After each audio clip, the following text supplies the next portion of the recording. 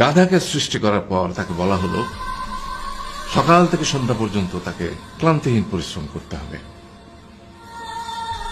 সারা জীবন তাকে পিঠে ভারী বোঝা বইতে হবে, খেতে পাবে শুধু ঘাস, আর তার মাথায় কোনো বুদ্ধি থাকবে না। তার আয়ু হবে 50 বছর।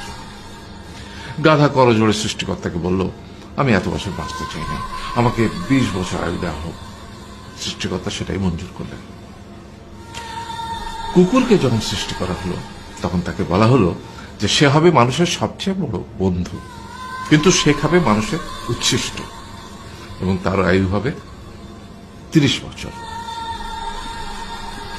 কুকুর সৃষ্টিকর্তাকে বলল, আমি এত বছর বাঁচতে চাই না, আমাকে 15 বছর আয়ু দেওয়া হোক। সেটাই মঞ্জুর করা হলো। এরপর বানরকে বলা হলো, তুমি শুধু গাছের এ ডাল থেকে ও ডালে ঝুল খাবে এবং নানান রকম ফন্দি ফিকির করে মানুষকে আনন্দ দিবে, তোমার আয়ু হবে 20 বছর। বানর বলল, আমি 20 বছর বাঁচতে চাই না, আমাকে 10 বছর দেওয়া হোক। সেটাই মঞ্জুর করা হলো। এবার এলো পুরুষ মানুষের পালা। তাকে বলা হলো যে তুমি হলে প্রাণীকুলের মধ্যে সবচেয়ে বিচক্ষণ এবং বুদ্ধিমান, সেই জন্য তোমাকে প্রাণীদের শিরোমণি করা হলো এবং তোমার আয়ু হবে 20 বছর।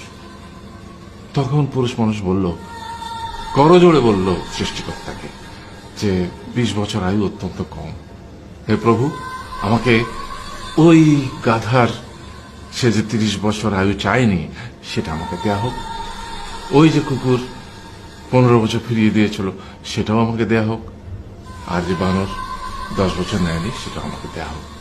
20 বছর অত্যন্ত কম, আমি দীর্ঘদিন বাঁচতে চাই। সৃষ্টিকর্তা সেটাও মঞ্জুর করলেন। তারপর কি হলো? সেই থেকে ছেলেরা পুরুষ মানুষ হিসেবে বাঁচে 20 বছর, তারপরের 30 বছর সংসারের বোঝা পিঠে করে বয়ে বেড়ায়, সেটা কার মতো? গাধার মতো।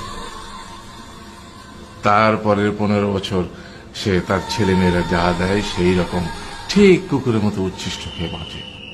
আর তারপরে বৃদ্ধ বয়সে ঠিক বানরের মতো, যেমন গাছের এ ডাল থেকে ও ডাল ঝুল খায় বানর, তেমনি এই ছেলের বাড়ি থেকে ওই ছেলের বাড়ি, আর নানান রকম ফন্দি ফিকির করে তার নাতি নাতনিদের আনন্দ দেওয়ার চেষ্টা করে।